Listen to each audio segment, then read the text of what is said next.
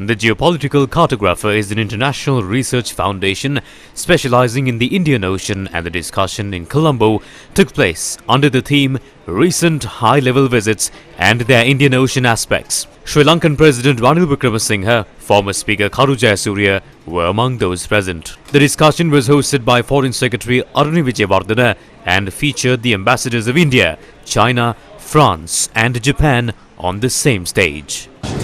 The domestic debt restructuring process is now nearing completion.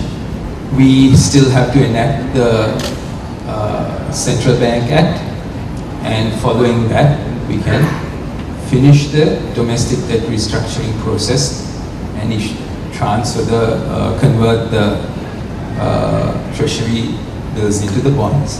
We still will have to complete the bilateral debt restructuring, which in the first round, where we needed the assurances, the Paris Club, India and China came forward expeditiously to assist us, and we're hoping for the same support in this round as well. Japan's ambassador highlighted his country's vision for the Indo-Pacific. Japan's vision of free and open Indo-Pacific, FOIP. It is an important pillar of our diplomacy.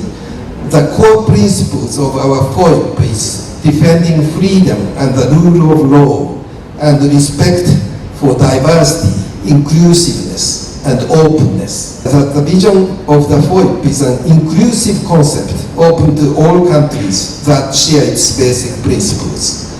As the international community faces various challenges, the FOIP becomes increasingly important to steer the world towards cooperation rather than confrontation or division.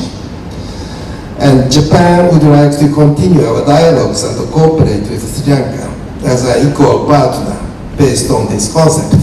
The Indian High Commissioner stressed historical linkages in the Indian Ocean region. India is, in a sense, a powerhouse of economic growth.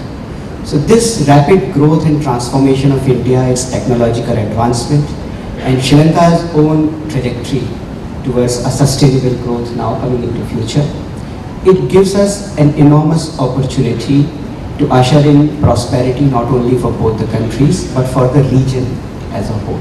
If we look historically, the Indian Ocean region as a whole has been the highway of interlinkages, spanning multitude of geographies.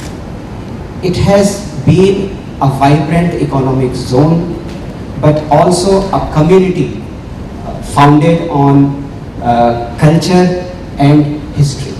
The current effort of India and its leadership is essentially to rediscover the role of the region, to work with other like-minded partners in rediscovering this historical role of the Indian Ocean region as the whole of Asia and Asia Pacific powers the economic growth and prosperity in the 21st century.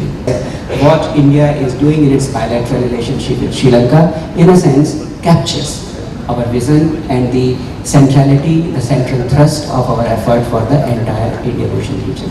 The French ambassador said France is working hard on Sri Lanka's debt restructuring efforts. France is also a country with stakes in the Indian Ocean. Is the basis for our call for an open, inclusive and prosper Indian Ocean. The assessment that we have common stakes with Sri Lanka, and that increasing cooperation with Sri Lanka is in our common interest. Sri Lanka is currently in a difficult economic situation.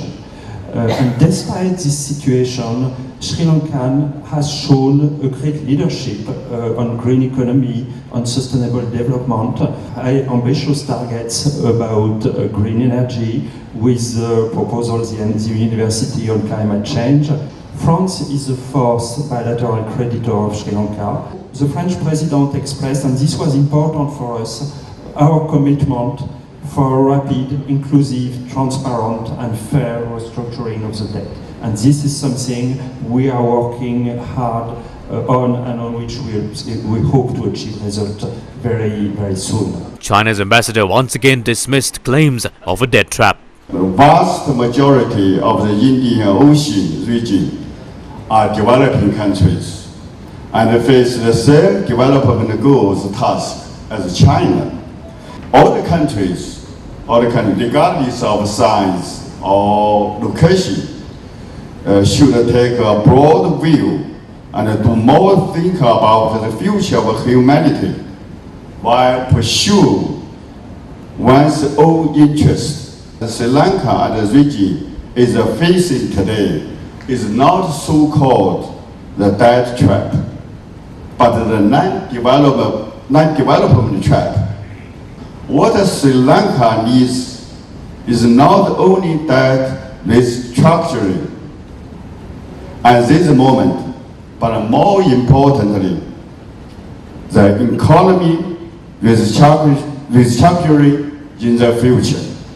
China is always Sri Lanka's reliable strategic partner and appreciates that Sri Lanka has always been friendly to China and has stood by China on issues related to China's core interests.